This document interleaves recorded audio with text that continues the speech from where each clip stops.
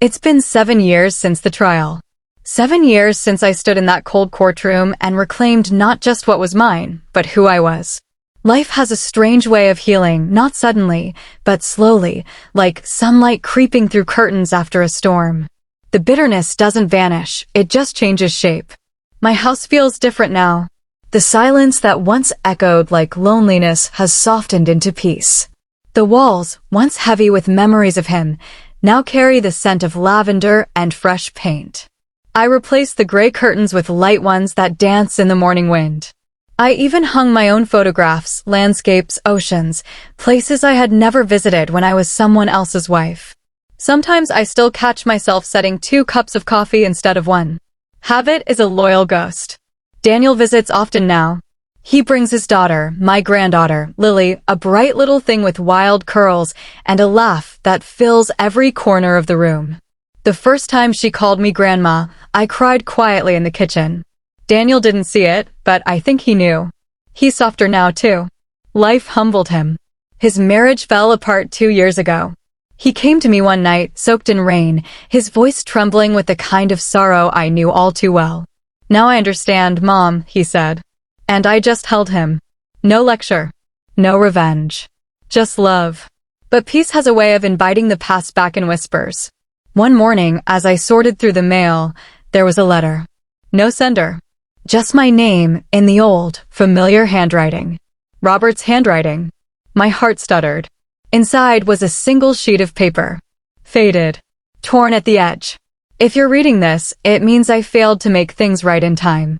But know this, not everything you believed was a lie. No signature. Just the date, 2 weeks before his accident. I sat at the kitchen table, the morning light trembling across the wood. I read those words again and again, searching for meaning that refused to surface. That night, I couldn't sleep. The wind, outside pressed against the windows, and the house seemed to breathe with me. I thought about all the things I didn't know, the missing pieces, the moments between betrayal and truth. And for the first time in years, I wondered if I was ready to know everything. The next day, I visited Ruth. She's older now, her silver hair tied in a loose bun, her eyes still sharp as glass.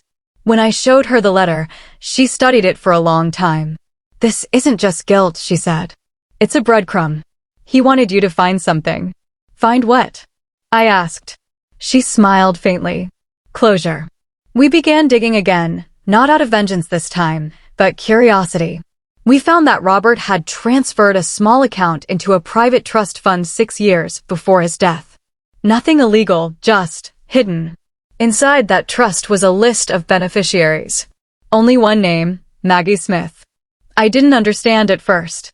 Then the lawyer explained it was an insurance policy meant to activate after all debts and lawsuits were settled. The sum wasn't large, but it was symbolic. He had tried, in his own twisted way, to leave me something, perhaps not money, but confession. For a long time, I sat alone in my car, holding that folder on my lap. I didn't cry. I didn't forgive him either. I just felt free. Because for the first time, the past didn't hurt anymore. It just existed. That spring, I planted a new tree in the backyard, beside the crab apple tree that had somehow survived every season of my life. A magnolia. Lily helped me shovel the dirt. "What's it for, Grandma?" she asked. I smiled. "For new beginnings." She nodded, serious and wise beyond her years. "Like when the bad stuff turns into flowers." I laughed softly. "Exactly." As the petals began to bloom weeks later, pale pink against the sky, I realized something: life doesn't end after loss. It just changes rhythm. Robert's lies, Linda's betrayal, Daniel's distance, they were chapters, not definitions. And now, as I sit by the window with a cup of coffee and the sound of wind chimes singing outside, I know who I am. Not a wife. Not a widow.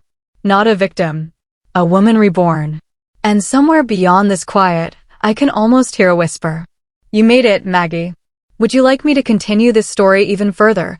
Maybe showing what happens when Linda returns years later, or when Maggie meets someone new and learns to love again?